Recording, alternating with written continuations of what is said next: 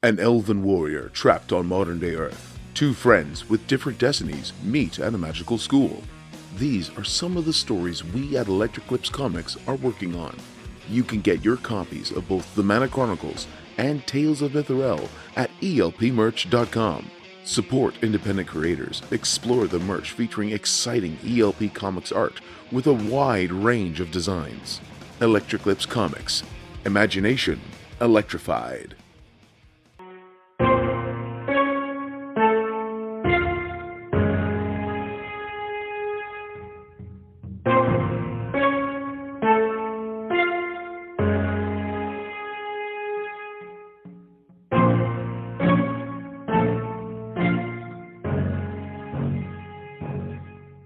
Welcome to the Mostly Pod Out at Night. Mostly, I am Graveyard, joined by my co-host Salem. Hello. This is episode 125 of our weekly All Things Horror podcast. We all understand the philosophical dilemma of being trapped in a room, a prisoner of our own making.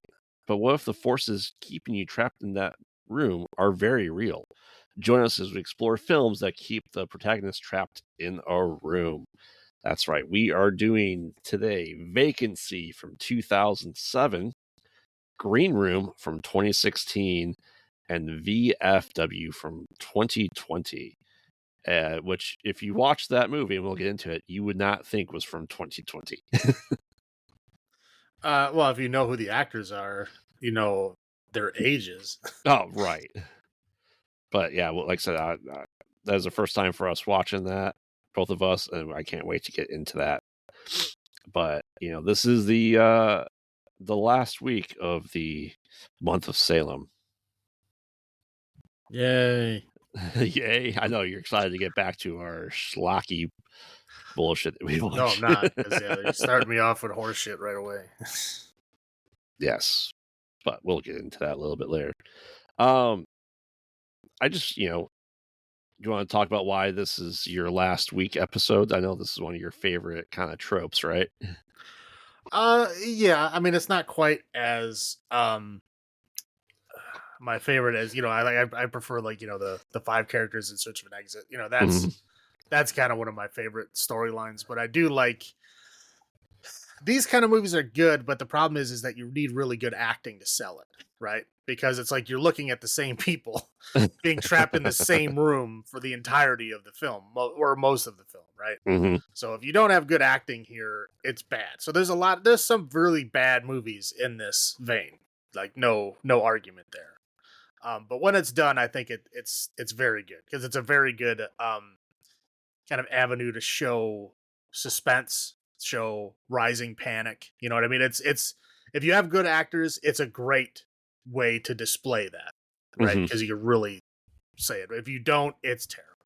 And it sucks because you have to watch the people in the same room for the whole time and you can't get away from them. There's no subplots. it's just this and that's it. Right. And it's interesting because I really feel like with this type of format, as you said, when it's done well, you feel like you're in there with them. Right. Yeah, for sure. Because because it's, the suspense is done well, the pacing is done well. You feel that suspense, right? You feel that kind of like shit, what are you going to do? Yeah. Yeah, I feel like we also go into the idea of like, what would we do in that situation, right? That's the idea of an escape room, is that put you in that same mentality. And you go, what would you do? And that's the scary part, is like, not a lot you can do sometimes. Well, and that's another thing is that, people were like, oh, I would just do this, this, and this. It's like, it's a different story, man. Anybody who's been under intense pressure, in a short time period, like, oh, this thing is going to blow up. What are you going to do to stop it from blowing up? You have 10 minutes. Right. If you haven't been in that situation, you don't know how you're going to react. A lot of people just freeze up. A lot of people panic. A lot of people doesn't bother them at all. They can think normally. It's right. You don't know. And until you get in those situations, you don't know. Yep. And that's the big thing. That's why, when you get soldiers, that's why veteran soldiers are so cherished, right? Because and I don't even remember the percentage anymore, but there's a large percentage of soldiers that you get them out of basic training, you put them in the battlefield, and they will just not even try to fight the enemy at all. Yep. They'll shoot above their heads. They'll hide. They don't want to, again, they don't want any part of it because that's just how they react to it. It's not, I'm not saying that's wrong. I mean, it's, you don't want to hurt other people. There's nothing wrong with that. But it's, that's not what they're training you for. That's not what they're putting you there for. So like, if they're putting in fresh people, it's a big unknown. It's the same thing. Right. So when you have a veteran person that knows how to react, that's, what they're going to do under pressure. That's why you get that big plus when they say it's like a veteran unit. That unit is going to do what you want them to do, or at least try really hard. Yeah, and we have done an escape room together, and we saw people freeze up in that escape room. Just going, we don't know what to do. Yeah, I don't know what to do. Like, well, we got this little bitty piece of something, right? And like, there's got to be something there. So you got to focus on what you can do, not what is possible. Like, because there's a million possibilities. There's a couple of things that about. Concentrate on those. Yeah. But yeah, let's get into this. So I'll start off with Vacancy from 2007. And that's the thing about a lot of these movies is, a lot of stuff happens, but it's kind of also like you gotta watch it again to really fully appreciate all the little hidden details of these movies. But essentially we open up with Luke Wilson and his wife Kate Beckinsale as they're traveling how many hours away from their in-laws? Like they're traveling like at 1 a.m. Well, yeah, I said, essentially they were traveling home and the wife fell asleep and like the road was blocked off. So he decided to take a shortcut, quote unquote, shortcut through Nowhereville. And hours later, yeah, they almost hit a raccoon. She wakes up, where the fuck are we? And he's like, oh, we're here on the map. No, yeah. That's not where they were. Spoiler, that's not where they were. Correct. And this is like, I mean, I guess Garmin was around at this point in time, but like pre any of that stuff. And your navigator needs to be able to read the map. And if you have a good navigator, you're fucked. Which they are. Well, she was asleep. Right. Yeah. So anyway, so they almost hit a raccoon, which, hit it. Sorry. And then they didn't hit the raccoon. I'm just saying this. They almost hit it, but if your choices are almost crash or hit a raccoon, I'm hitting the raccoon. Wow. I know I'm a horrible person. I'll try to avoid it. I mean, if it's possible, if it means death or like me going in oncoming traffic, I mean, you're right. I probably won't do that. But right, I said if I'm on an empty road and nobody's around me, I will swerve. I will try not to hit it. No, I'm just saying that's what I said. Is if you were in that situation, it's like, you're a monster. Right. We all know now. Move on. Correct. All right. So anyway, they kind of like, okay, we hear this kind of weird clunky noise, which I don't know maybe where that came from. But essentially they run into like a gas station, like, oh, these gas prices are so cheap. Well, we don't see how cheap they are. This is 2007-ish. And then they kind of have like, it's like 1:15 and the mechanic comes out, it's like, oh yeah, we don't got gas. We got gas, but you guys are good. Let's get you back onto these interstates. Like, let's get you moving. So I'll check the engine for you. All right, you should be good to go another, 30 miles to wherever. Right? It's like, all right, cool. So they start heading down the road, and within a mile, their car breaks down. It's completely. So they walk the mile back to that gas station area, which is next to a hotel. They go in there and they hear a woman screaming bloody murder, which at that point in time you leave, but they didn't. And well, I mean, it was obviously like coming from a television or something. I know, but still. Okay, well then you wouldn't have any friends because if they came over to your house, you'd be watching terrible horror movies and screaming and murder happening. And anyway, they're like, okay, well, they talk to the guy who runs the hotel. He's like, yeah, the guy next door, he's not going to be available till 8 a.m. He's like, oh, there's a payphone out there. Here's some dimes. Cool. Oh, by the way, that other tow truck place isn't going to be open until the morning, so it doesn't need no good. Why don't you just stay here? They're like, oh, all right. It's like, okay, give us rooms. Like, oh, you want the honeymoon suite? It's $5 more. Like, no. It's like, no, really, I'll give it to you. It's worth it. So they get into the hotel room, and of course, there's cockroaches kind of places. There's And, one. That's gross. Yeah. And they're like, okay, we're going to sleep with our clothes on, essentially on the covers, not underneath them. And they're like, okay, this is weird, but let's just get through the night. We learn a little bit more that essentially they had a son, and the wife left the gate open, and he died. He got hit by a car or something. So their marriage is quite strained. Did they actually explain what happened? She said they left the gate open, and that's it. I don't know what that means. I don't know if he drowned in the pool. Oh. I'm assuming he got hit by a car. I didn't even hear that much. Yeah, I got the fact that they had a son and they died, but I don't think they said what happened. Yeah. So then they're like, hey, let's watch these unmarked, VHS tapes. Well, then like, there's people getting like killed. This is a weird movie. And he puts the second tape in. Wait a minute. This room looks familiar. Oh shit, it's our room. And they kind of see a camera in the ductwork, right? Like, well, this isn't good. And they start kind of hearing like knocking everywhere and all this stuff. And they go to complain. He's like, yeah, there's no one else here. That's weird. I'll call the cops.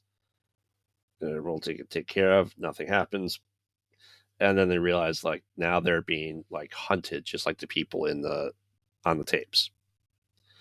And they're just trying to figure things out as it progressively gets worse. We see some stuff in the background, a guy in a mask, sneakingly into their hotel room, right? But doesn't really do anything other than just kind of peers at them. He puts the apple on the because So they realize like, oh shit, he has a way in. Where's that? Where'd he get in, right? So they're just messing with us. And then they kind of realize that like, hey, this isn't cool. We got to do something. They try to, call the cops, and the payphone just goes into like the hotel owner's phone.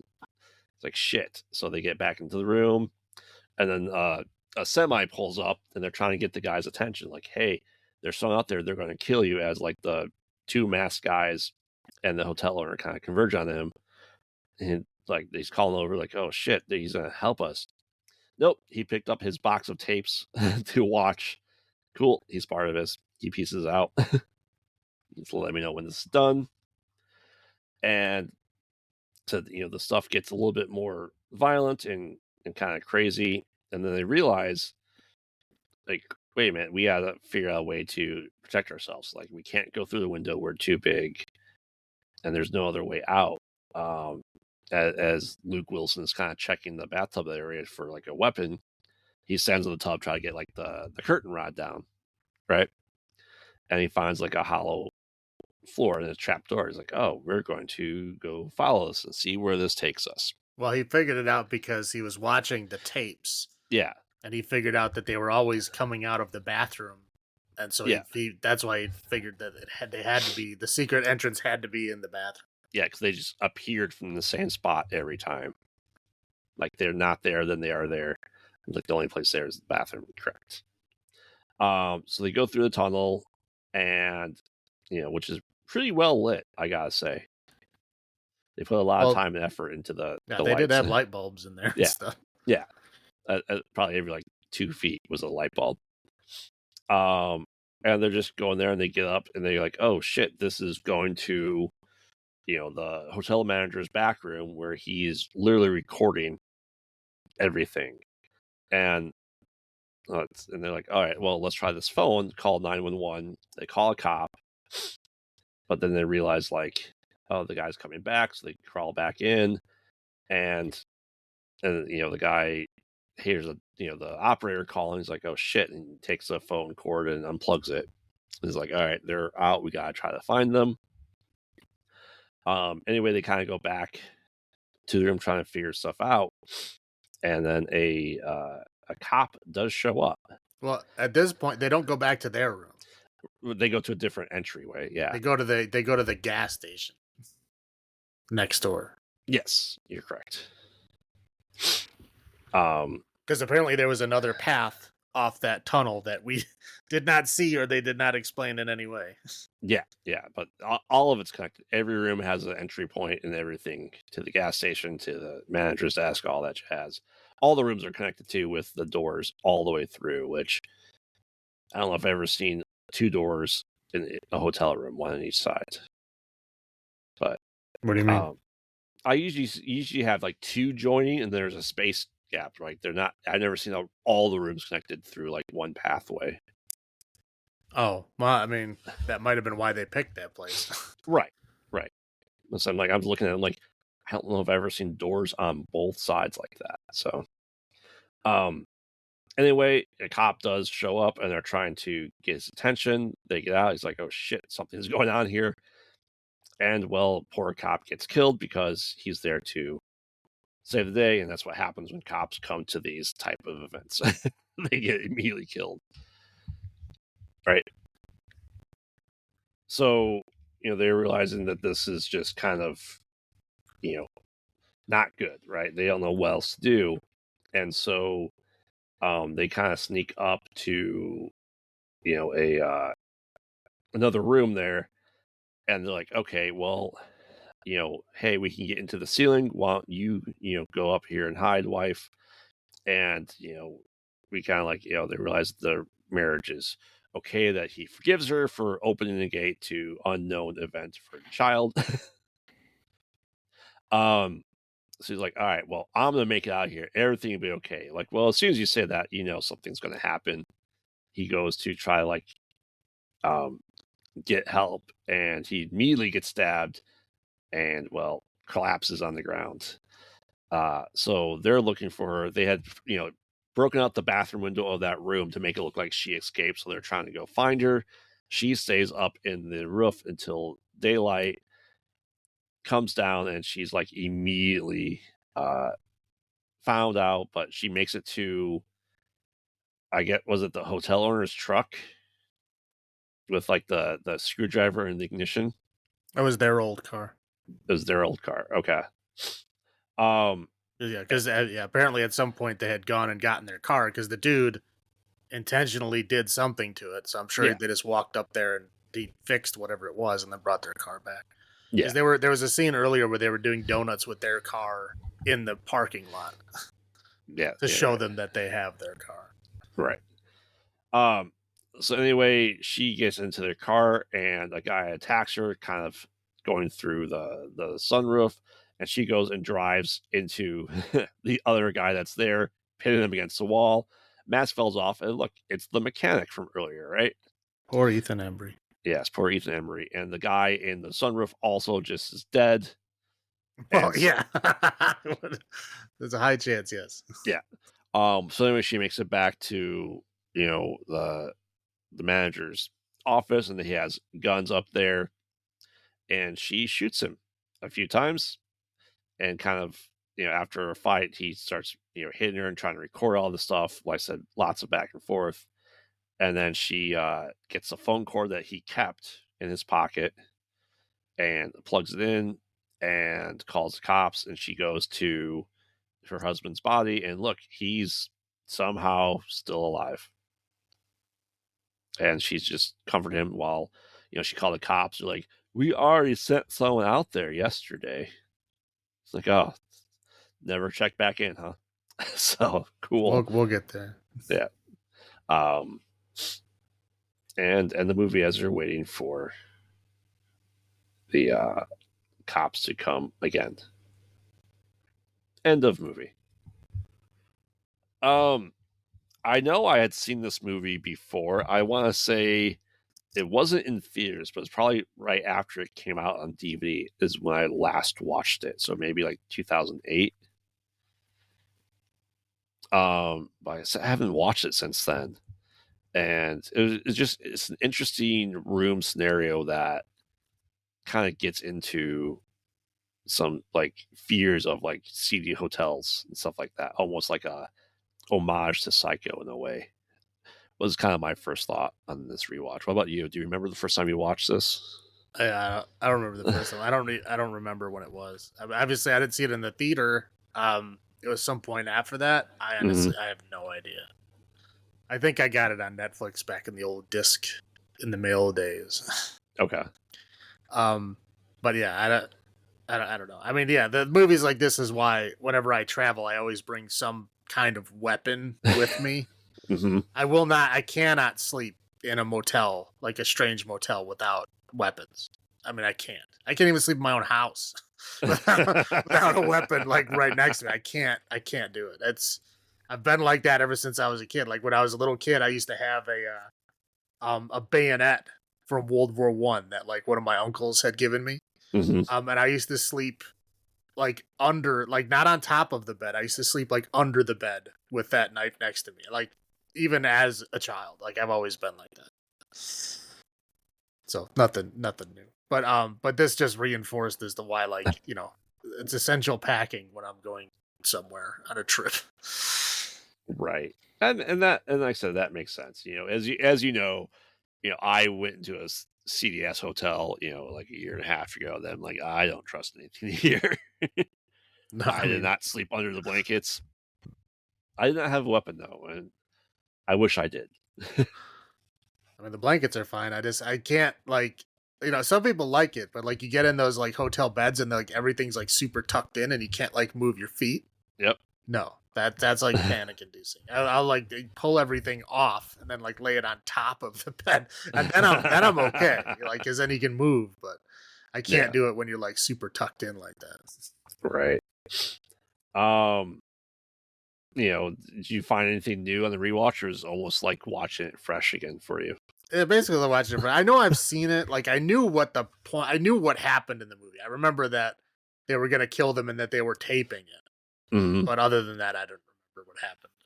But yeah, no, nothing like shocking. Yeah. All right. I'll start with my highlights for this one. Obviously, Kate Beckinsale.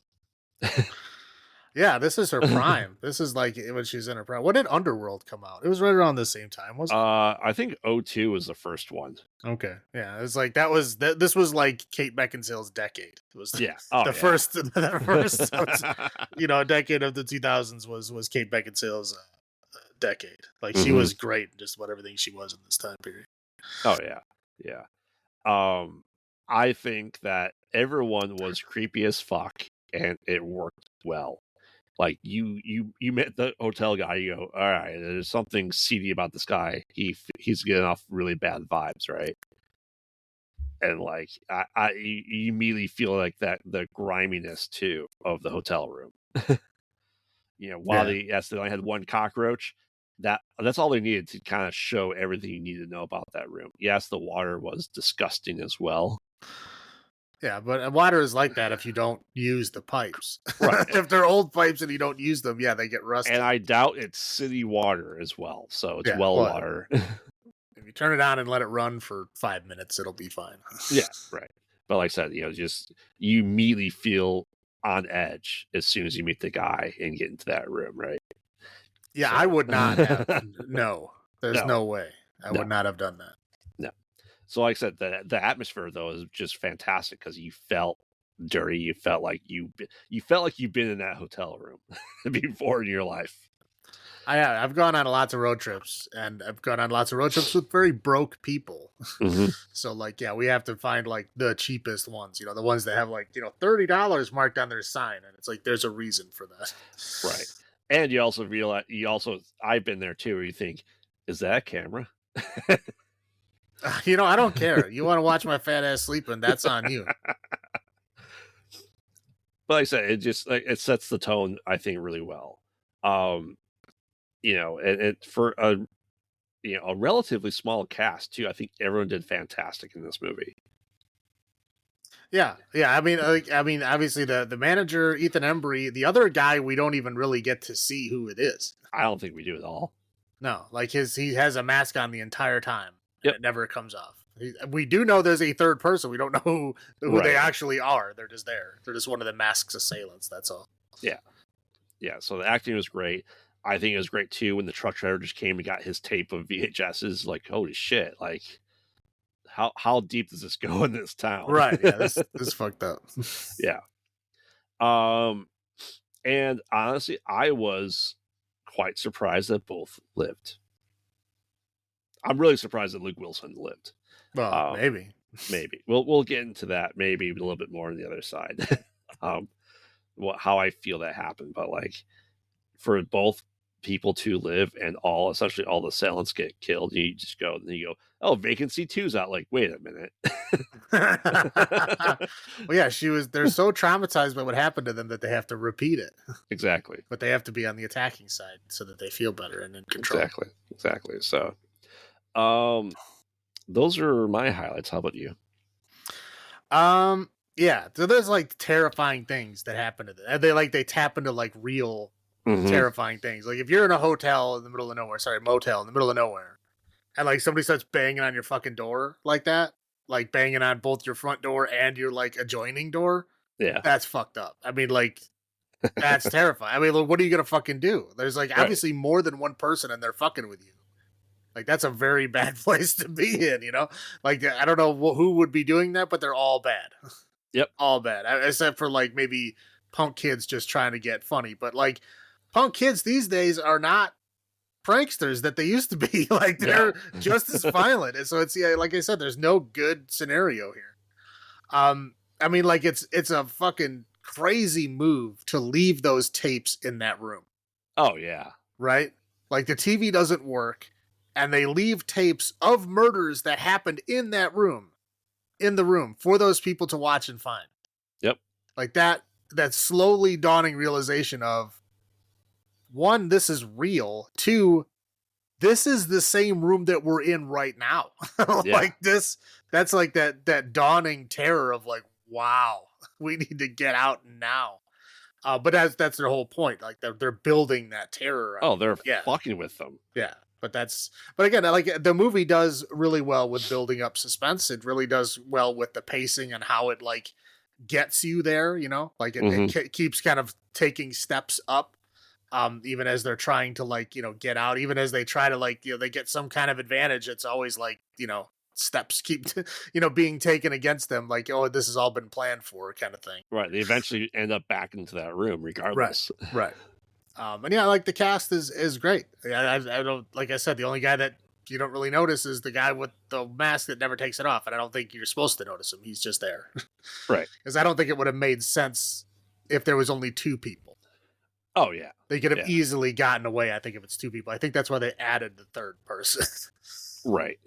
That's it for my high points here. I'll roll into low points. Yep. Their relationship, wow. Like, I wanted to punch both of them when they're in the car. Like, shut the fuck up. Like, you know, it's in the middle of the night. Bad shit is happening. Just stop fighting each other. Dear God. It doesn't make sense to keep it's like you're getting everybody's fucking, you know, your your anger level is rising, you know, your logic is now overridden. You can't like think. Yeah. It's bad. Obviously the cockroach, not good. Very bad. And the thing that here's the thing that I didn't understand. There's several things in this film I don't understand, but first thing is when they first understand what's happening to them, this is after they've watched the tapes, right? So they know bad things happen in this room. They go and try to sneak out, and that's when they realize that, you know, the phone booth is rigged or whatever, right? Yeah. And they have a chance to run because the guy is chasing after them, and they run back into the room. Yes. They could have ran anywhere. Mm-hmm. They ran back to the one place where they are not safe because that's where all the other murders happen. Like, you got to figure that some of these other people tried to get out first. Oh, easily. Right? You know, so like, why would you go back into that room? I would rather run into the fucking street and get killed in the street than run back in that fucking room, because that's a bad idea. They're just going to keep fucking with you in there. But yeah, again, okay. And then they find the tunnel in the bathroom, right? They know that a guy can pop out of this tunnel at any time.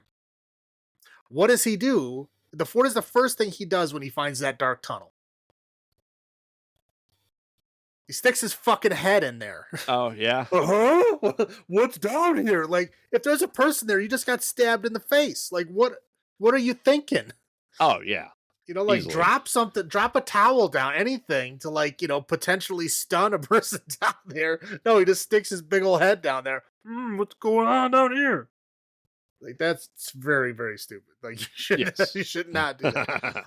But again, like police, this is why they have a dispatcher. Even rural cops, right? If Mhm. your rural sheriff goes out to check on a call and doesn't call back in an hour, You're sending someone else. you're sending someone out. I mean, there's no way you're not. That's how Right. police work. Like you have to check in, especially if you say, "Oh, I'm going to this call to check on this thing," right? Yep. And then they go to check on that thing, and then you don't hear from them again. Well, Like the dispatch was very annoyed. Like, we already sent someone there. right, like this is rural town. Like you only have like two police. You have like two people on the job. You know what I mean? Like, there's no way you don't notice that the one guy who's on duty that night is not answering your call. Right. Like, yeah, you might be sleeping because it's usually a slow night, but if he says he's going somewhere, like there's a protocol. They check in. Here's what I'm doing. I'm heading back. I'm heading out. You know, whatever. Like that's protocol. Mm-hmm. Yeah, it might be a rural area. They might be loose on that kind of stuff, but like I'm here. I'm leaving. A basic shit that everybody does. Yep. So like if they haven't heard from them in hours, again, it's dawn when she calls. So it's been like 8 hours. Yeah. Like, and no one has come for this guy. Like, that's ridiculous. Mm-hmm. And another thing is like, I'm not surprised that he lived, right? I'm not surprised that Luke Wilson lived because he only got stabbed once. But the fact that the guy was filming him as if, oh yeah, you're dying, ha ha ha. Like, that's funny. I got it on tape. Okay, but like these guys have killed how many other countless people? I mean, how many tapes are there? A dozen? Right. 2 dozen? 100? Yeah, I don't know. We don't know if those even all those tapes. Whatever. They've done it a bunch of times before, at least, right? Right. Because we personally saw what 4 different groups of people. Yeah. At least, so they've done it at least 4 times before. I'm pretty sure they know how many stabs it takes to kill somebody. Yes. So why they would stab this guy one time, okay, and then leave him and assume he's going to be dead. 2, leave him out in the open. If anyone pulls into that parking lot, they will see a body laying in the doorway of the hotel. They didn't even bother moving him. Like, you could have just dragged him the 2 feet back in the room and closed the door. Yes, they're very cocky in their confidence. Right. But again, earlier they were moving stuff around. Yep. Like, so they're obviously conscious of it at that point. It's just like at the end, towards the end, they just like gave up. This is before the guys were dead. You know what I mean? This is before all that kind of stuff because like one of those guys stabbed him. Right. So like all of that stuff happened with his body just laying there and then just left it there. It's just bizarre to me. Doesn't make sense. Anyway, that's all I got. Yeah. You know, the hotel where you have to sleep with your shoes on and clothes on, yeah, that's never fun. The thing that okay, I don't feel that I could be completely mistaken, but when you go into that tunnel and you see rats, right? Like I don't feel like I feel like your fear response isn't going to be, oh, rats. It's, I'm going to be fucking killed. Don't worry about the rats. You know, Well, like, I mean, yeah, but maybe they have a phobia of rats. I mean, it didn't stop them. I know, but like, it does like, you know, like, oh, don't scream because of the rats. Like, I wouldn't be concerned about rats at that point in time. Like, rats are the least of my issue. Maybe he knows that she has a fear of rats. Maybe. And that's why he said that. They seemed very surprised that the tunnel would lead like to the places it led, like to the guy's office. Like, okay, like you have to know, right?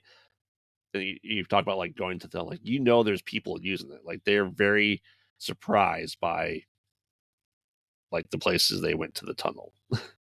Like where else would the tunnel lead? Do you think it's gonna lead to safety? No. They're not having this tunnel that leads to safety. They're using it for themselves.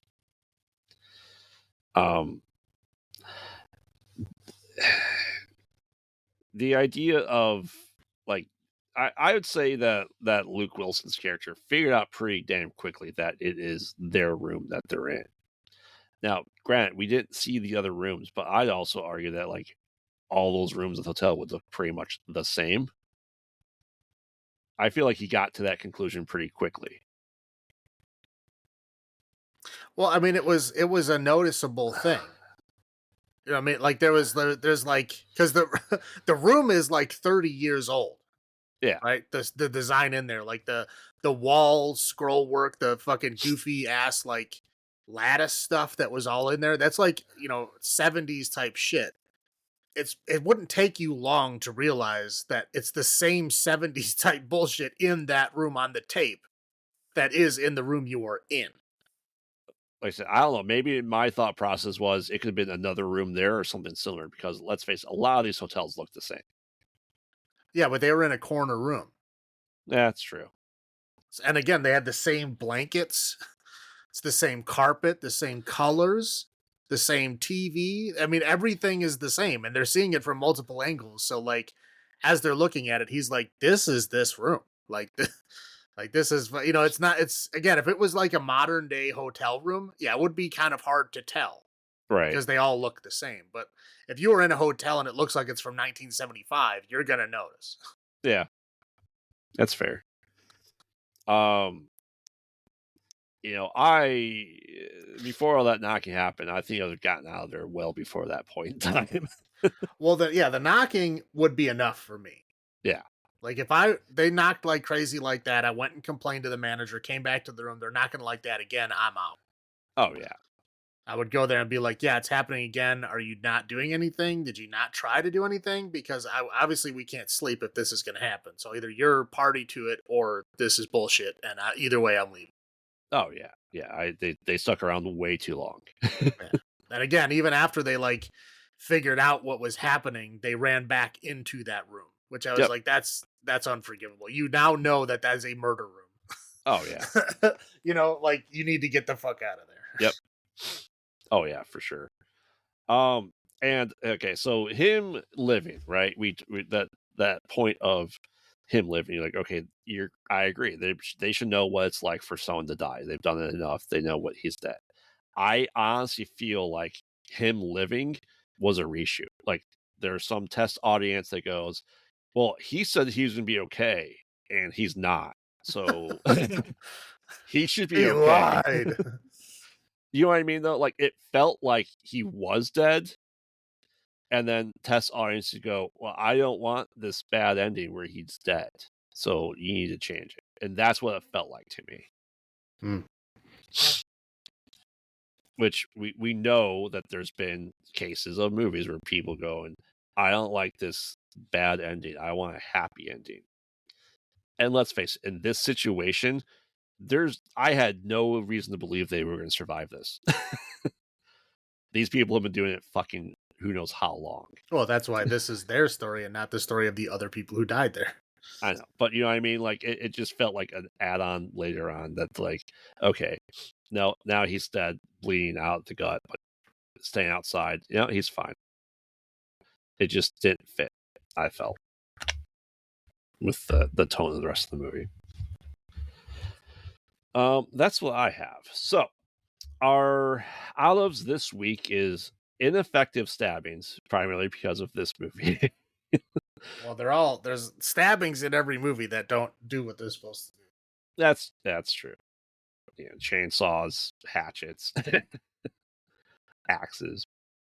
So number of ineffective stabbings on 10. Salem, why don't you go first? What's your rating out of 10? Now this is pretty good. It's a pretty good movie. It's better than I remembered it. Mm-hmm. Which is not saying, I guess there's a lot of bad movies in between there. But it's better than I remember it. I mean, there's some significant logic holes here, but it's still pretty good. I'm gonna go for 6.75. Yeah, I mean, this is it's something I forgot about too. That now is not saying it's a bad movie, but I watched it once. But it's not something that you need to watch very often. But like I said, at least once, right? Just to appreciate what this thing is, because I don't feel like it's talked about anymore.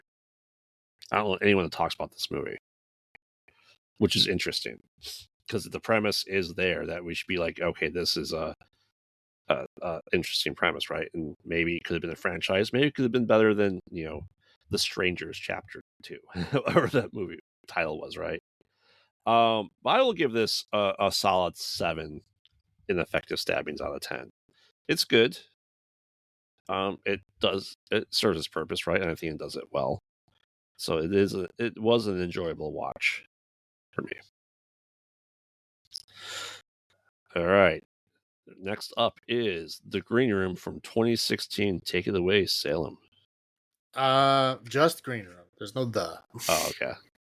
Sorry. To be careful with this alphabetical order stuff. But yeah, Green Room. Starring the late Anton Yelchin. But anyway, this there's a bunch of people you probably know in there. Trying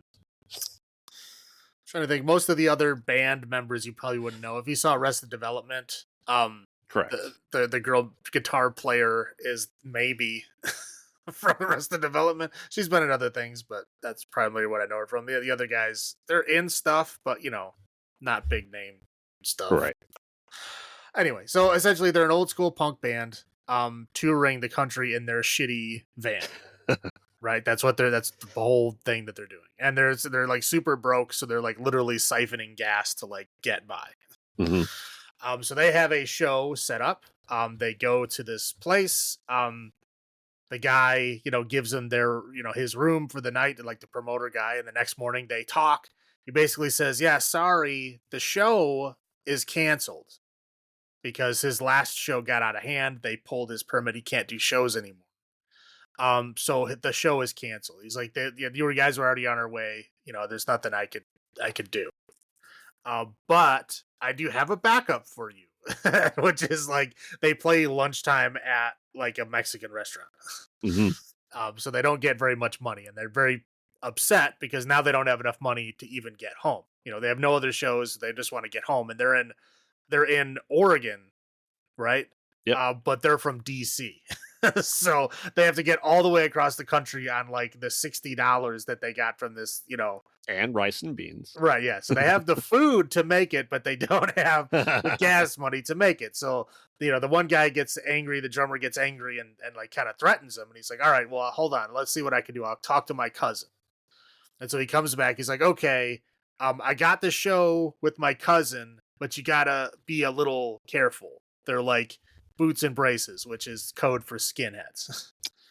Right. So he's like, "Yeah, you just don't talk a lot about stuff and you'll be fine." He's like, "My cousin is a good guy. You talk to him, he'll tell you like, what to do, but you get good money. Like they're going to get like $350, which to them is like significant money."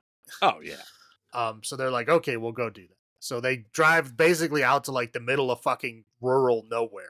It's like in the middle of a forest, and there's like a kind of like a bar, open venue area. So they go in there. They talk to Daniel, who is kind of a shit dude, Mm-hmm. but you can tell he's like at least a little bit okay because he's like, "All right, you keep your shit under wraps. You don't talk about my cousin. You don't talk about anybody. Like, you play your fucking show. You get your shit. You get out. Play your heavier stuff too. Right? Yeah, play heavy stuff. Like just play your shit. Get your money. Get the fuck out. Like we know this is not your kind of place, but hey, you can play, just get out." So, Right. they go in the green room and they quickly figure out there's just like white power stickers and shit everywhere. Like, oh shit, this is a fucking Nazi bar, right? And they do the smartest thing possible. Yeah, they do the smartest thing possible, but also, again, they're a punk rock band. That's a very punk rock thing to do. What do? They cover the Dead Kennedys, Nazi punks, fuck off. Of course, that they're very not happy about at first, but then they play a bunch of heavy shit and they eventually win the crowd over, right? Yeah. So they get back into the green room, which is what the movie's named after. They get back in the green room and they're like, "Oh, all your shit is ready to go." Like all their shit was taken out and packed up. And he's like, "All your shit's ready to go. Just like, let's go, let's get out of here." And she's like, Sam, the guitar player, is like, "Oh shit, I left my phone in there." And so she just opens the door, grabs her phone, and as she like is just kind of glancing around the room before she leaves, she sees a dead fucking body. Yep. So one of the skin bird girls that they saw earlier has a knife sticking out of her head. Well, Obviously dead. That stabbing was quite effective. Yes.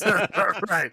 So it's like, oh shit, right? She like just runs out like, "Oh, we didn't see nothing. So the guy, that's kind of running the bar at the time freaks out and is like, "Okay, well, you guys gotta stay here." So They basically corral them into the green room with the body and the other band that was waiting to play. So obviously somebody from this band just did this, right? Yep. Like this is what's going on here. So it's like, yeah, the one girl got stabbed in the head. Her like friend, also Skinbird with the goofy Skinbird haircut, played by Imogen Poots, who's probably next to Anton Yelchin. Well, I wouldn't say she's number 3, right? Because the big reveal is coming up in a minute. Yeah. So yeah, they're basically like, yeah, nobody's going anywhere. We got to figure this shit out. So they're like, they have this big dude to guard them who has a gun. And he's like, everybody sit down. We're going to figure this out. And so they're like, oh shit. They're all like, well, we didn't see anything. Let's just get the fuck out of here. And then out of the other side is like, oh, let's call the fucking cops. Right. So they tried to call the cops. So that's, again, that's their problem is they called the cops. So now the guys like had to call back saying, yes, there was a stabbing. And they had to like figure something out. So as they're trapped in the green room, outside of the green room, they get like two Nazi dudes to stab each other. Yep. So when the cops get there, they say, oh yeah, here's the stabbings, whatever. All this is worked out, here, take these guys away. We're done. So they leave. The cops don't find out what really happened. And they're now trapped in this room. So the other band then goes, oh, it's your guys' turn to play. So the other band just gets up and goes out to play their set. One of which fucking murdered this girl, and he very intense is like, oh, what was, your second to the last song? And he's like, they told him the name of it. And he's like, yeah, it was a great song. I killed her to that song. And they're like, wow. So they, they leave, they go out, they play their fucking set. They're now basically, so it's their band. Imogen Poots, the friend, the Skinbird friend, and then Big Justin with the gun, the guy guarding them. So as the cops are leaving, the owner of the whole facility shows up, who is Patrick Stewart, which is like, I guess, the biggest name in this film. Yeah. So he plays like a Nazi owner guy of this whole thing, like the leader of their movement, I guess. He seems to be like a very highly regarded figure by all the other skinheads that were there. Yeah. So he kind of talks the cops down and then tries to talk the band down. And like, oh yeah, we'll get everything done. We'll get everything sorted out, like trying to be the voice of reason. And of course they're all panicked and freaked out. Right. Oh, and yeah. By this time, yeah, like Patrick Stewart says, yeah, the cops have come and gone already. The cops are not going to get involved in this. Like we're trying to figure out a way out of this. What do we do? And so essentially, because of the panic, they end up, the drummer guy is actually like a jiu-jitsu expert, apparently. Sure. And he like puts an arm bar on Big Justin, and they get his gun. And so now Big Justin have been taken out. They have the gun, and they're like, basically demanding, that the cops come. They realize that the cops aren't coming, so they're trying to figure out what they can, get, because they're trying to get them. We got to get rid of the gun. You got to get rid of the gun. Patrick Stewart is telling him this, and they're like, okay, unregistered gun. Yeah. Right. Yeah. Like, okay, well, what are we going to do? So he's like, oh, can we trade the gun for a phone? They're like, nope. So like, essentially they just kind of decide to give them the gun as like a peace offering kind of thing. So they go to give him the gun. They're watching like through the, the kind of vent on the bottom of the door. It looks like there's only one person there. And then as soon as he opens the door to hand the gun out, you see other boots come in with their red laces. And poor Anton Yelchin gets his arm, like, I don't know, butchered up. Almost, his hand almost cut off. Yeah, like his hand is literally like flopping on a thread. Like it's bad. Like his arm is fucked. And at this point, they managed to get the door closed. But at this point, they kind of realized, okay, we're not going to get out of here. Like this is not going to go well. Like that we're going to get killed. And now we don't have a gun. So at this, they're trying to like fuck with them. They end up turning the power off. And then, outside of that, oh, the power's off. Sorry, everybody. The show is over. You guys got to all go home.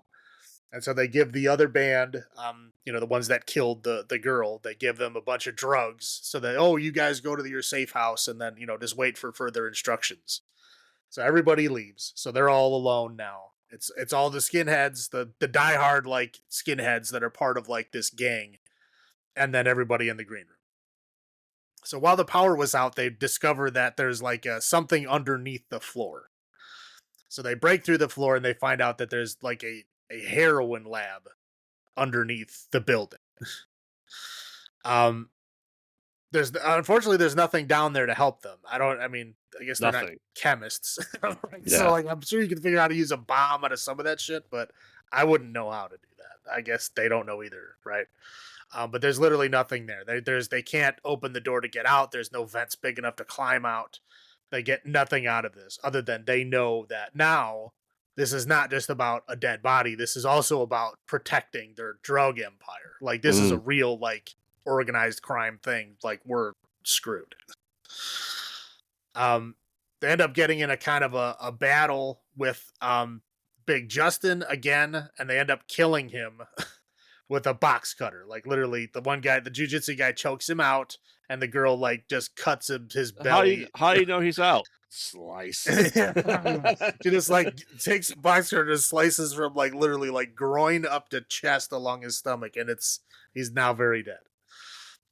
So they kind of stack it up, and they're like, what are we gonna do? And so they've kind of figured out that there's nobody outside the door. There's, like, well, we got to try to get out of here. There's no other way to do this, right? Mm-hmm. So they kind of like stack up whatever they have, as weapons, which is like, pieces of the ceiling and shit. They don't have like real weapons, like a fluorescent light bulb. And anyway, so they go out to try to like escape. They get attacked by people in the lobby, and the one guy has like attack dogs. So the singer guy gets attacked by a dog and dies. The drummer guy, who is the jujitsu expert, tries to climb out a window. He gets stabbed to death and dies. So the Anton Yelchin kind of like fights back a little bit and saves Imogen Poots, and then so him, Sam, and Imogen Poots are now the only ones left in the room after one attack. Yeah. Right. After one attack. So they lose. Everybody else is gone. Well, I guess it was just two more of them, but whatever. So it's just them now. So they realize that, they can't really leave because they're just going to like wait in ambush outside. Like, what do they do? Mm-hmm. So again, they, kind of set up this ambush where now we got the heavy hitters, and they're like, okay, this is going too long. Like, our plan is not going to work unless we kill them soon. Don't shoot them, because that's not our plan. But I guess if you have to, you have to. And group it together. So, right. Because you're picking the slugs out. Right. Yeah. Like, yeah. So like, again, like if you actually shoot them, yeah, it's whatever. So they all go in, they're going to, take them out. And they send in Daniel, who was the guy that was the cousin, their contact, and like some other like kind of baby face looking skinhead dude. Mm-hmm. And anyway, they go in there, they open the door, but Daniel doesn't want to kill them. He's like, okay, what's going on? He wants to talk. And then we basically find out that Daniel was going to leave with the girl who got stabbed. They were going to like leave the gang and go, together somewhere else, right? Right. Obviously, they found out about that. That's why the one guy stabbed her in the head. But they know she was leaving with somebody, but they didn't know who. And now we know it was that guy. So the other guy that he was with, he goes, you get out of here. So he leaves. So Daniel then stays in there with them. So they go outside, and he's like, Daniel, they just started talking to him and shit. I don't know what's going on. So at that point, they're like, okay, this is probably not good. Daniel was the guy that she was going to leave with. Like, he's considered one of them now. Mm-hmm. So they go in, and Daniel's like, yeah, okay, let's get the hell out of here. He's like, I know this place. I can get us out of here.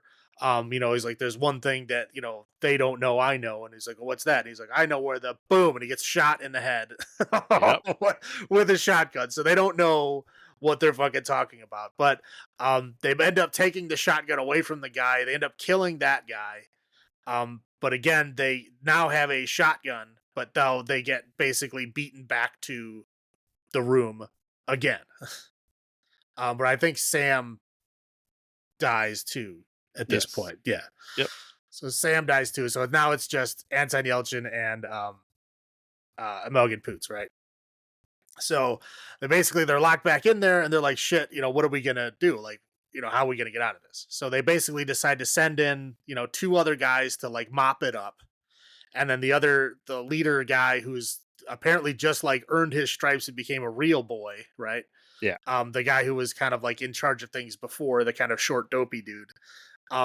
He was in charge before Patrick Stewart showed up. But anyway, he goes in and he's literally has to mop it up. Like he's got a power washer and he's supposed to like clean up. So they go in to do stuff. They come up with a plan where essentially they're like, they painted themselves up like in camouflage, like they were gonna, go to war. And so one guy breaks in, Anton Yelchin is like yelling down in the hole, and then he like jumps down in there, and they're all like, what the fuck is going on? Like, what is happening? Like, I'm gonna go down and get this guy. So they go down there. There's kind of like a back and forth, but anyway, she was hiding in the couch. So the one guy goes down into the heroin lab to chase Anton Yelchin. The other guy's like standing at the edge of the hole, like looking in. She pops out, slits that guy's throat, and takes his gun. And now they're like, they know this guy only has like 2 shots in the shotgun. They kind of like count him out. They ended up in a big fight. And then they win, right? So they come back up, everybody's now dead. They're in pretty bad shape, but Anton Yelchin and Morgan Poots are still alive. They go and talk to the dopey dude who's like literally with the power washer out there, and he just kind of gives up. He's like, I don't want to be a part of this. I just want to go to jail. Is what he literally said. I don't want to be doing this. I want to go to jail. Like, this is not for me. So he's like, yeah, I'll show you where to go or what to do. And so they go out and they basically find out that their plan is to make it look like the punk kids in the van pulled up to their property and tried to siphon gas out of their cars. And they were attacked by his attack dogs because that's where they live. Mm-hmm. And so that's how they died, is they were attacked by dogs. No trespassing sign. Yeah. Right. They have no trespassing and beware of dog signs, whatever. So that was their plan. And so they basically get to the site. They see like they're trying to stage this. So they see like their friends literally being chewed up by dogs and shit. And they basically fight back and kill them all. Yep. So yeah, they kill the guy who owns the dogs. They kill Patrick Stewart. They kill the other Nazi guy that was left. And then it's just the 2 of them left, and then they're like gonna leave. There was a kind of like an ongoing thing in the movie where they were asking like what your desert island band was, and in the beginning of it, the funny thing was they were trying to be as punk rock as possible, right? So everybody was like naming these like punk rock bands or deep punk rock influence bands, right? And then like later on in the film, when they all kind of realize shit is going all downhill, they change their minds and they all start saying what their real favorite bands are. Like one guy says Prince, which is like, again, if you're punk rock and you like Prince, that's like, something wrong with you. Right. Anyway, so they're all like, doing that kind of stuff. But both times Anton Yelchin, he doesn't have an answer. He doesn't know. And so at the very end of the film, he's like, I figured it out. I know what my desert island band is. And Morgan Poots is like, yeah, no one cares. Yep. And then that's that's the end of the movie. Yes. I mean, what was your first thoughts when you saw this? I know you watched this, well before me, and we actually watched together a couple years ago for the first time, for my first time seeing it. Well, yeah, because I heard that you hadn't seen it. Yeah. So I was like, you should see it. It's good. Yep. Yeah, I don't remember the first time I saw it. I know it was like it came up whatever. I don't know if I was searching through something on streaming or if I was like reading an article. I just don't remember how I heard of it. I just know that I watched it and I thought it was fantastic. I thought it was great. Mm-hmm. So yeah, that again, when I heard you didn't hear it, I was like, no, you get it. You gotta watch it.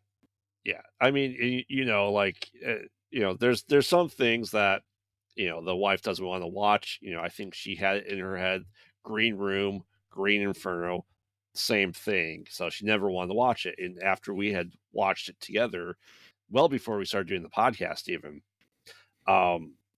like I think that week, I think I said this last time, is like we watched this I watched this with my wife. So I watched it twice in 1 week. the first time and then the rewatch, right? And watching this again, like it is a solid story. It's realistic. It's not like grotesque body horror that you think of like an Eli Roth type movie. But it is visceral, right? You have that gut reaction, like this is bad, and this movie fits perfectly in with this theme. So I love it for that.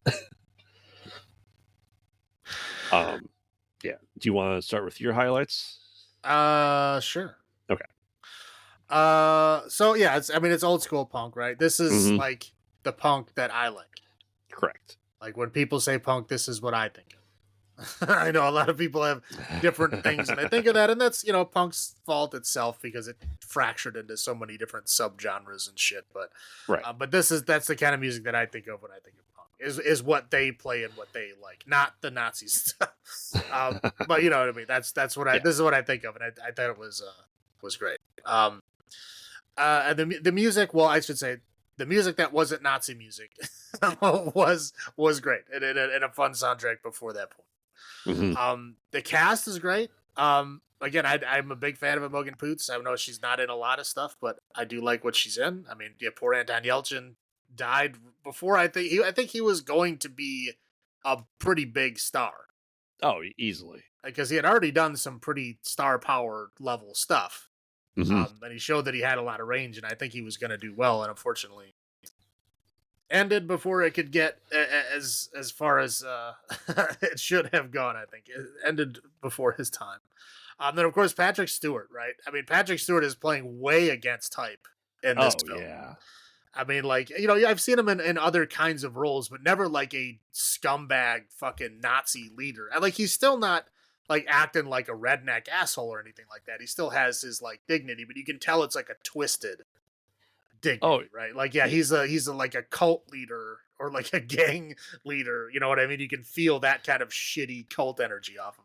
But he's intelligent, manipulative. He is like a dangerous person, right? Yeah, and again, he has absolute control over his followers, which is fucked up. Right. But you can really feel that bad energy off him, which is again saying a lot from Patrick Stewart because that's not the kind of role that he plays. But I do like the suspense and pacing in this one is great. The lead up to like, things keep getting worse and worse and worse, and they keep ending up back in the fucking room, and like every time they end up back in the room, there's less people than there was last time they left the room. Like it happens multiple times. Like they don't just sit in there like waiting for something to happen. They try to get out. They try to do what they can to get out. They just get foiled, right? Like multiple times. And it's I think it does a great job of showing that the spirit of like wanting to live but not having the ability to. And again, I did like the ending that all the Nazis died. That was fun. Because I don't like Nazis. I don't know if you're a big Nazi fan, but I know I'm not. No, I don't like big Nazis. But that's all the high points I get. Yeah, the punk life. Right. It's like it shows it not in the glamorous way. Like I feel like this movie is one of those movies that show like that punk lifestyle like realistically. Right. That you have like obviously you and I have different ideas of punk bands that we listen to. You're the first generation, I'm second or third wave, right? But I think like SLC punk shows it a bit too, but I think this shows the grittier side of it. So I appreciate that for it. And kind of I feel like they did their research too with punk bands, right? They're not saying like Offspring, Green Day. They're doing deep cuts. Well, again, this is real punk. I'm not trying to be shitty to you at all. I'm just saying like this is real punk. Like this is where it started. Like all these stuff came later. Like Green Day, it's all poppy stuff. Like this is all stuff that was like they were trying to sell punk to the masses and it got watered down. Right. That's essentially what it is. So yeah, like that stuff happened later. They're trying to stay true to it. They're trying to stay true to the point where they won't even have social media for their band because they think it's going to influence them in some way. All right. They're playing music to play music. Correct. Yeah. That's fantastic. As he said before, Patrick Stewart was absolutely amazing in this role. Like, you felt like you've never seen. I feel like I've never seen him in a role like this before. Really, no. I mean, I've seen him in like a it. villain role, but he still kind of plays the same kind of character, just like with an evil twist on it. This is like a different, for sure. He's like calculated and just like scary. Right, right. So I think he nails it, and everyone else doesn't nail it too. So I appreciate all the acting in this.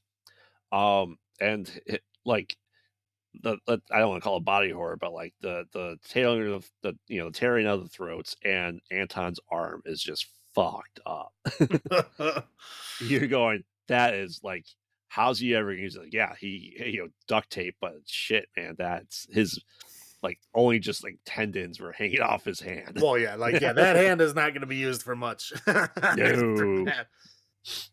No. And I agree, the suspense leading up to it, you just go, you walk into that room like, oh shit, they just stabbed someone. Like, fuck, what do we do? Like, I'm not sure anyone would be good in that situation. Period. No, I mean, what are you gonna do? Like, you're in a place you don't know, around a whole shit ton of people you don't know, and you witness something you know you're not supposed to see. Like, what do you do? There is no answer to that. Right. Run is probably the best thing you can come up with, but I mean, that still takes thought processes that probably didn't have at that time. Correct. So, yeah. I'll roll into my low points. Obviously, Nazis. Yeah. The Nazi punks are not to anger anybody. I don't think I'm gonna anger anybody, but Nazi punks are the worst ones to me. Like, punk music is not about Nazi shit. It never has been. No. It's about fighting against, the establishment, and Nazis are very much the establishment. So I don't get that whole thing. Yeah. But whatever. It doesn't really play into this, but the cojones to play that song they played as their first song, like you're gonna get shot. But that's when you know they're they're for real. You know what I mean? They're like, that's some real shit. That is like, you're a bunch of scrawny fucking punk kids, and you're gonna play Nazi punks fuck off at a white power bar. Yeah. That, to me, that's stupid. That too, yeah. But like, that means you're true to yourselves and what you stand for, and it fucking doesn't matter what happens. I don't think I'd be able to do that. There's no way. Well, I don't know how to play, but no. Well, I might if I thought everybody was on board, and I thought I had a chance in a fight if one erupted. In that place, no, because there's like 100 skinheads and then 4 little scrawny punk kids. There's no way. Yeah, that bad idea. Regardless, right? Poor dogs, right? Not being trained for that life sucks for them, right? Yeah, dog fighting. I don't get the whole dog fighting thing, man.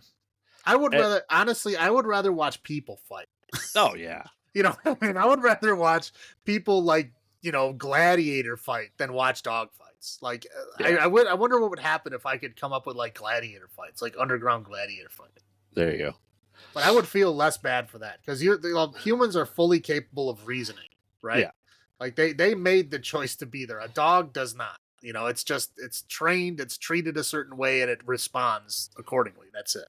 Right. And you also feel, like I said, I feel bad for the dogs being trained into that spot. I feel bad for the dogs having to not be fed, and also getting attacked by people. Like, it's not their fault. None of it is their fault. Right. Yeah, it's not their fault. But again, they're also, because of the way that they were trained, they're dangerous, and that's sucks. Yeah, I agree with you. It sucks a lot, but it's just that's just the way it goes. Yeah, and the poor guys that never really figure out what's going to happen, like, get their laces. Oh yeah, I'm just going to jail. Guys, like, I got a way out. Boom, dead. Like, it just shows, like, it's a fucked up situation. Yeah. No, again, it's like every time you think they got some hope, it's like, nope, crushed every time. Yep. So, that's all I got. What are your low points? I also have Nazi punks on my list. Imagine that. Weird. Yeah. Now, okay. I don't fucking care where I'm at. If somebody tells me the gun you have is unregistered, I am not giving that gun up. I don't give a No. fuck. Because if it's unregistered, that means you were planning to shoot us with it. Mm-hmm. Which means I know my life is in danger. This is the only tool I have in my arsenal right now. You can go fuck yourself. What would be the purpose? I'm not saying they did anything wrong. You're in a panic mode, right? You're trying to get things to calm down. You're trying to get the fuck out of there alive. I get it. I'm not criticizing their choice. I'm just saying, me personally, no fucking way I would give you the gun. No way. There's nothing that you could do to convince me. Mm-hmm. Maybe the phone, but as soon as they said, nope, that's not happening, I know they're going to kill me. Because why else would they not want me to have a phone? Oh, yeah, easily. So, yeah, no, fuck that. I don't know why they gave it up. And of course, I mean, things ended up the way they did, but I would not have given up that gun. Let them kick down the fucking door when they know I have a gun. Exactly.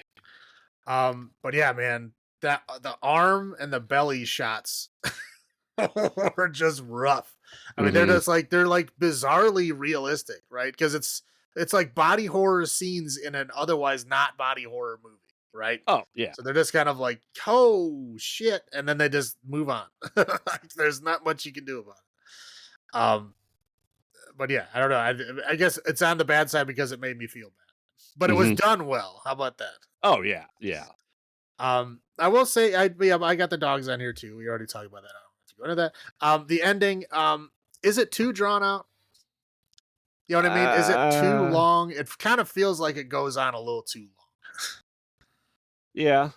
Like after they get out, like after there's the kind of, to me, it feels like the climax is them like finally getting out of the room, right? So it's like Anton Yelchin and Emilgan Poots finally get out of the room, finally get out of the building.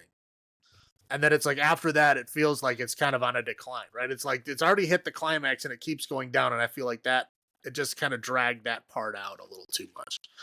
Because they're like walking through the woods, they're like talking to each other, talking to the guy. You know what I mean? They find one group of people and then they're like, oh, okay. And then they move on and find a second group of people. Like they're not even all in the same group. I just feel like it could have been a little shorter. But that's it. That's all I got there. Okay. So number of ineffective stabbings. I will go first. This is a fantastic movie. I don't know if there's anything you can really do to make it better, quite honestly. So I will give this a solid 9.25 out of 10. How about you?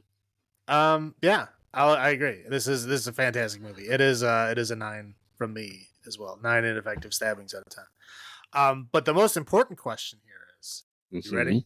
Mm-hmm. What is your Desert Island Band? Oh. I mean, I'm not saying it just because of this movie. You know my favorite band of all time, right? I mean, I do. It's Bad Religion. It, I'm shocked. I'm so shocked. I know, right? It's a band I've seen at least, I think, a dozen times, and I want to do more. Obviously, I have a tattoo of their Crossbuster on me as well. It's something that I could just listen to all the time. And a big tattoo of Greg Raffin on your butt. You know it. And I was thinking about do I like new metal? Do I like El Nino? Do I like a lot of other stuff? Yes, I do. But I kind of got to be in the mood to listen to it, right? It's not something I just listen to all the time. That like I'm in my car, it comes up like, you know what? I don't feel like listening to this. I'm just going to go into the next song. But Bad Religion is something I can listen to all day, every day, quite honestly. So I guess the question is, what is your Desert Island Band? I'll choose one that's kind of two, right? Because you get a bonus band. So my favorite would be Joy Division, because I like punk a lot, and I also like goth a lot, and I feel like Joy Division is kind of the perfect mix of the two. Even though, yes, it technically is post-punk, that is the official genre it's in, and it's before goth was even around. Before goth was even a thing. So it like bands around this time is what moved into goth. But I feel like it's a perfect middle point, and I like it a lot. But the bonus is that if you just get Ian Curtis, the singer, to stand aside, now you have New Order. And now you can have 80s synth music. So you can have the moody, post-punk, gothy type stuff. And then if you feel like it's synth music, you just Ian Curtis, please stand aside, let Bernard sing, and then there you go. Now you got New Order. So it's like you get 2 for 1.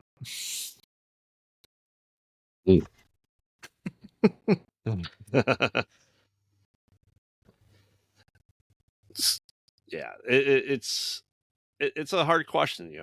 Do I ever say Prince? No, I could never say Prince. I don't like Prince, so that's just me. I mean, I like some Prince, but he's not a guy I would want to be on a desert island with, especially because he's not alive. Well, that too. Neither is Ian Curtis, though, so I'm not. I guess it's not a requirement, but yeah, there you go. All right, so last up for this episode, we have VFW from 2020, which we both watched for the first time yesterday. This recording, and we'll probably tag team this one because let's face it, there's not a lot that happens. No, I mean it's the same kind of thing where people are in a room, things are happening to the room, they try to get out of the room and ultimately fail, and then at the end they succeed. Yeah. So essentially, it is. We'll say the intro right now is very 80s. 80s action intro where they give you a thinly veiled paragraph trying to explain why the things that happen in this film are okay. Yes. Essentially, there's a new drug called hype that is essentially turns people, I'd say, into zombies. I'll also really describe it. Super junkies. Super junkies, yeah.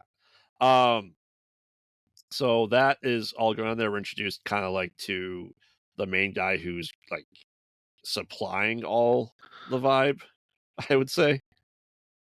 Boz, right? Or at least in their area, yes. Yeah. So we get into their world and there's just everyone's just drugged out of their minds and not a good world. Right. Then we're introduced to starting of some of the rest of the cast where we have a bunch of old guys who have a VFW. We have Stephen Lang, we have William Sadler, we have can't remember the other guy's name.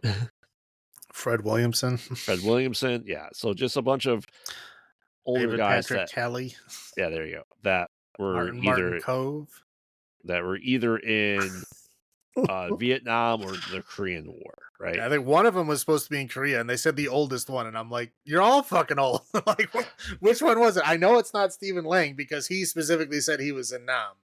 Right. And I don't think it was William Sadler because he was talking about serving with him. So he had to have been from Nam too. So I don't know who the fuck was in Korea. I think it was the used car salesman. Oh, I think it was David Patrick Kelly. I think he's like the oldest. I mean, he is. So I think it was supposed to be him, but he looks the oldest. Yeah. So anyway, the others kind of, realizing what they want to do. It's Stephen Lang's character's birthday. They're like, all right, we're drink for a while here at the VFW, and then we're gonna go to the titty bar.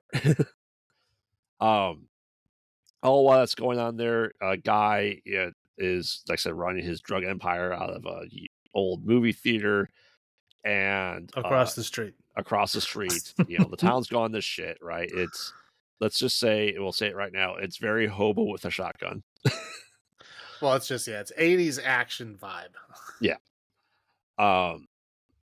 So while that's going on there, a girl is like, yeah, I'm getting this fixed, and the guy tosses it off the balcony. She chases after it and falls down, and well, then her sister goes, this is bullshit, and just takes all the drugs from the open safe.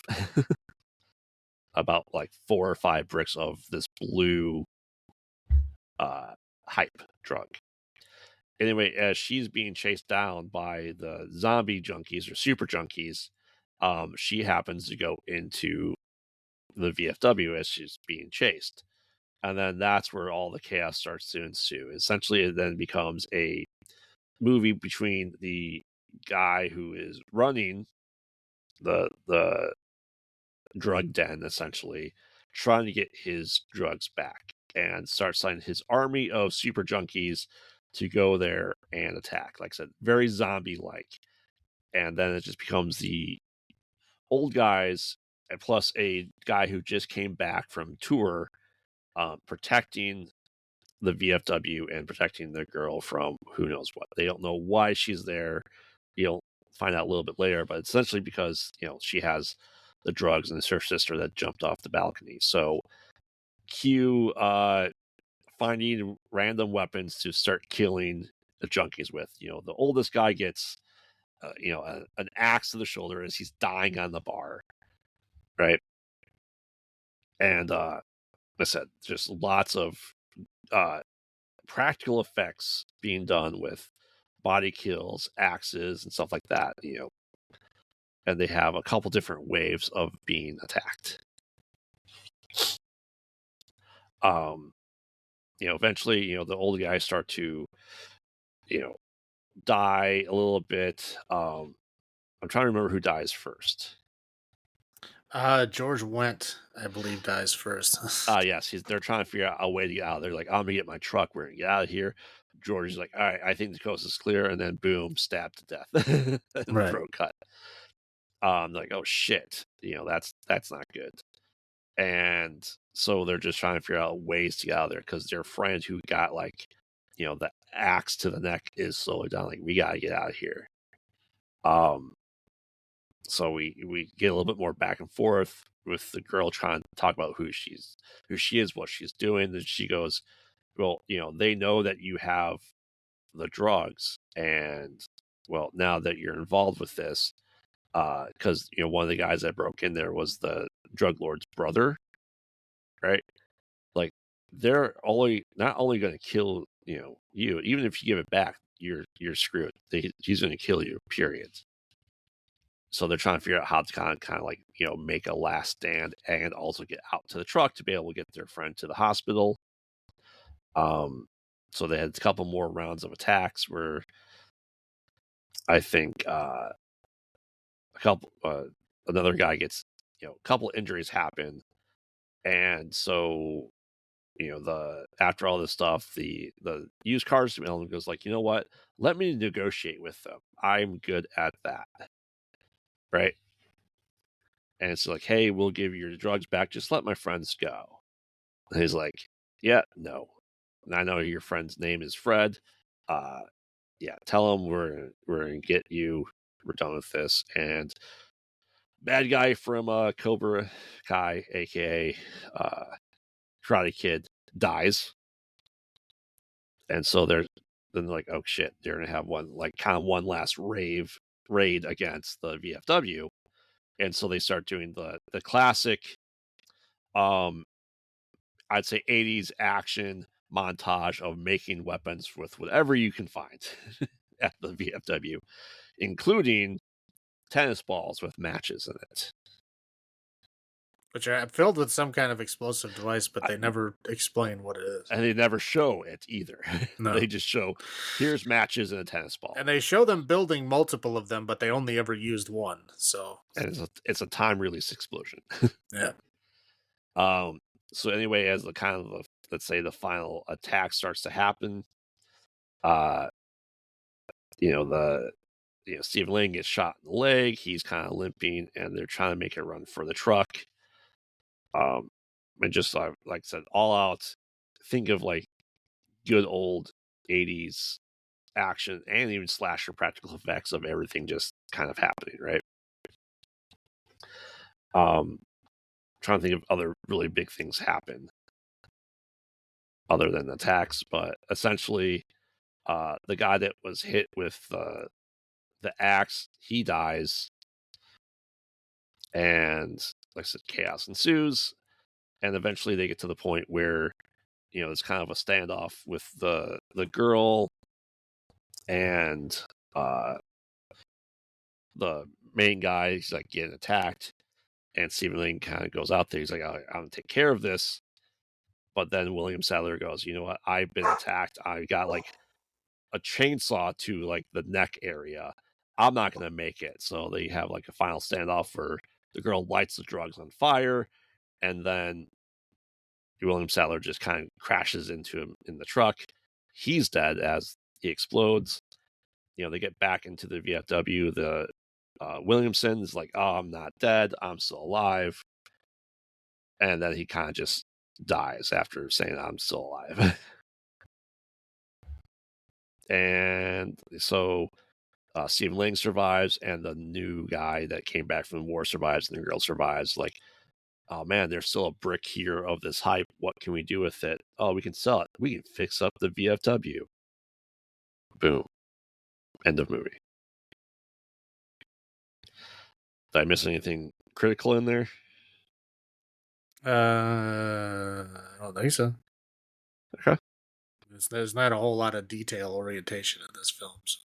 No, it's just a lot of like I said, think of 80s action movies, and you got this.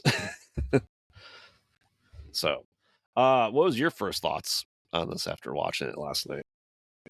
I think it's made in like the old 80s way. I mean, it has like the whole 80s vibe. I mean, everything is there. I mean, again, I think that's what they were going for. I think they nailed it. Oh yeah, for sure. And I know after the first scene, you're like, "Oh, this is be your type of movie to me," because of the. I'd say the girl falling off the balcony was kind of a schlocky scene, but well, I mean, it's supposed to be. yeah, but it is a good romp, and you're right. It did remind me of Hobo with a Shotgun. It reminded me of like Turbo Kid. That same style was done for this movie. So I enjoyed it though. I'll do my highlights first. Like I said, it definitely felt like the 80s action movie.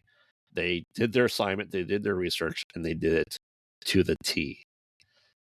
We didn't really even, catch any CGI that we were able to see. Right? It seemed to be all practical effects. To the point where he said if you paused it just right, you'd be able to see like the fake head exploding, right? It's just that feel for it. So I do appreciate that. Like even the soundtrack of it was very 80s. You had some like almost Terminator-esque vibes to some of the theme songs that were there, and it fit right in with that. I would say the acting is not so good, but I think Stephen Lang did the best overall. So I did appreciate his role into all of this. Like I said, it's just a huge love letter to 80s action. Those were my highlights. How about you? Yeah, I mean, again, I like the whole the 80s style, the camera, the title cards, the all that stuff was great. I mean, just the attitude. I mean, even the paragraph explaining why there's murder happening in the streets was great. I mean, yeah, they're never fully explained what's going on. They just try to give you enough of an explanation as to like, yep, here it is. Figure the rest out yourself. But that's how they did it. I mean, the head explosions were great. I mean, the basically just the FX itself, I thought were great. I mean, I didn't see any CGI. I'm not saying there wasn't.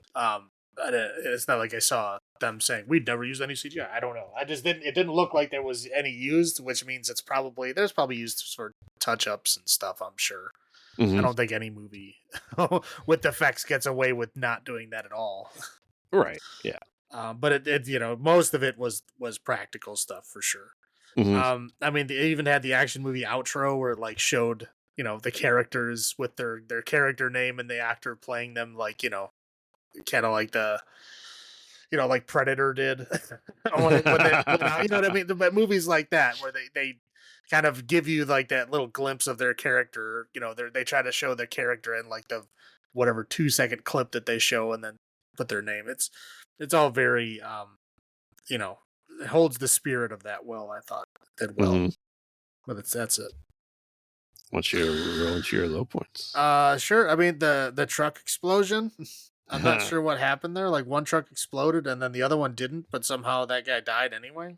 I mean, I guess he was dying anyway. Like he had a chainsaw wound, so I don't think he was gonna live very long otherwise. But it was just like, very big explosion. That's it. All done.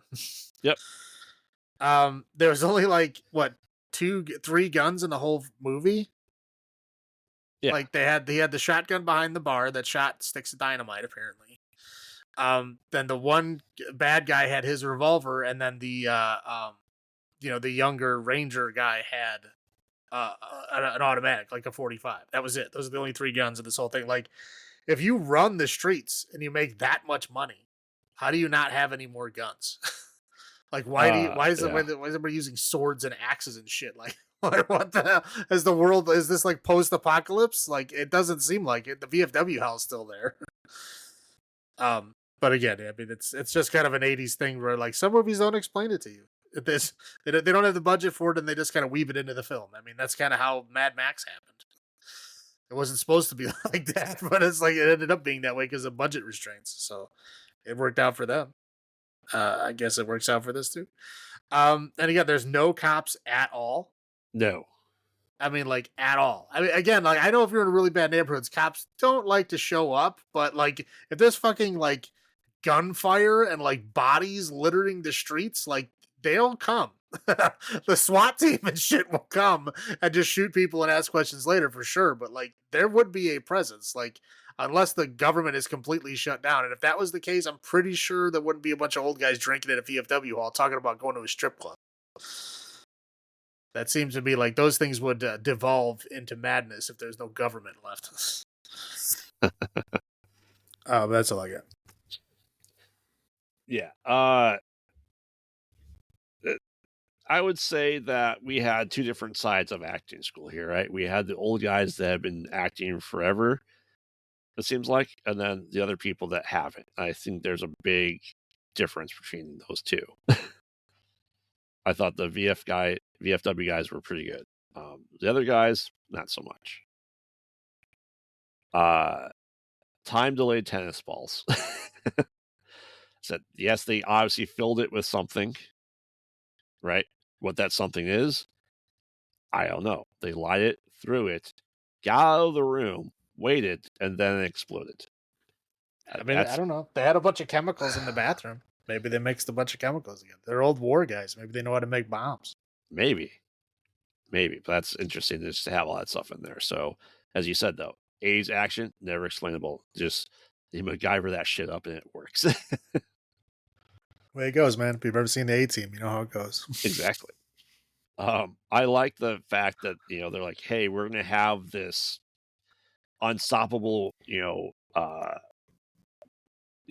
horde of, stoned out people, right? And they'll essentially act like zombies. They're very much zombie-like. To the point where, like, oh, I'm going to use this guy's face as a battering ram. Like, all right, cool. There goes your entire probably stash right there. Like, yes, you have the stash for your money and stuff like that, but then he goes, all your clients are now dead. I'm pretty sure that wasn't all their clients. Those are just the hangers on. I mean, what, 50 of them? Yeah, but I don't think they were making a lot of money from those guys. Maybe not. Those guys are there just to do like errands to get free drugs. Yeah. It's interesting that they're like, how do you know they're users? Well, they have these like weird varicose veins coming from their mouth. Yep. So that was an interesting thing. I think this was like a showcase for practical effects because, blood balloons, headshots, it was good, but some of them were cheesy effects. Like, the opening one of the woman falling from the balcony, she pops like a water balloon.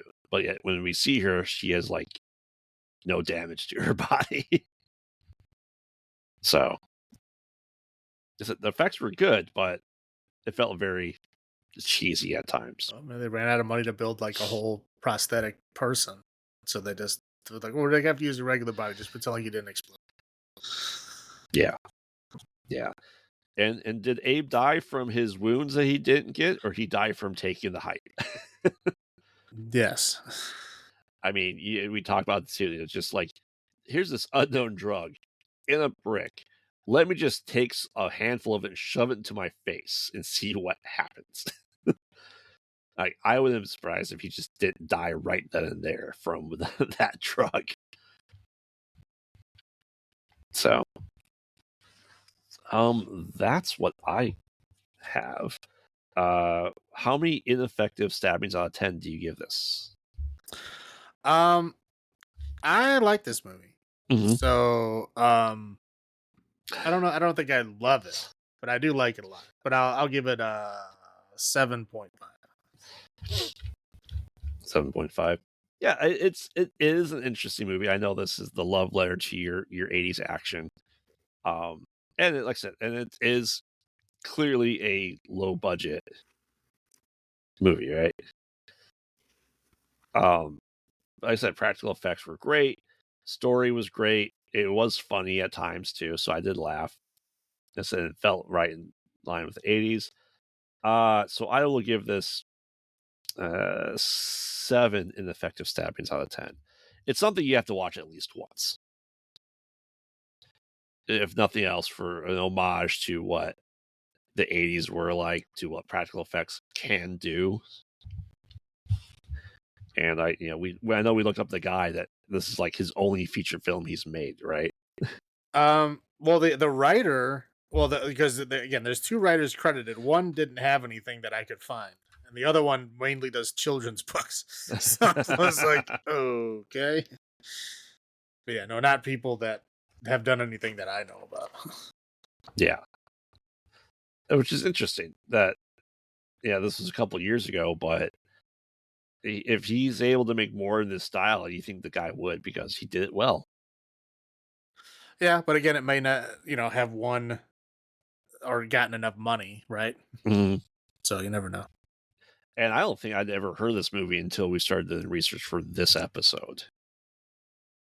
Do you recall hearing about this or seeing it anywhere? No, again, I had 2 for the episode, and I was just researching other ones. This one sounded good, but yeah, I hadn't heard of it. Yeah, so it must have gone under the radar somewhere. But yeah, definitely worth a watch. All right. Anything else to add before we wrap this up? Nope. All right. So all good things must come to an end. The month of Salem is now done.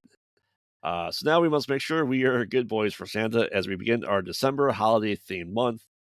So join us next time as we sprinkle some roundups with some Christmas horror with The Mean One, Hell on a Shelf, and Red Christmas. As we've done the past 2 seasons of Christmas time, we're doing some, obviously Christmas themed horror, holiday themed stuff. But because October was so rough, we are throwing in some good movies in the mix here for December, so we don't go absolutely insane for the last month like we have past 2 years. So hopefully this will help keep us sane during this time. We'll see. We'll see. This first one's going to be rough. Not going to lie. But hopefully the palate cleanser in between will be worth it. So remember, we watch bad movies, so you don't have to. And this has been Graveyard saying, have you checked on the children? This is Salem saying, long live the new flesh. Good night. Good night.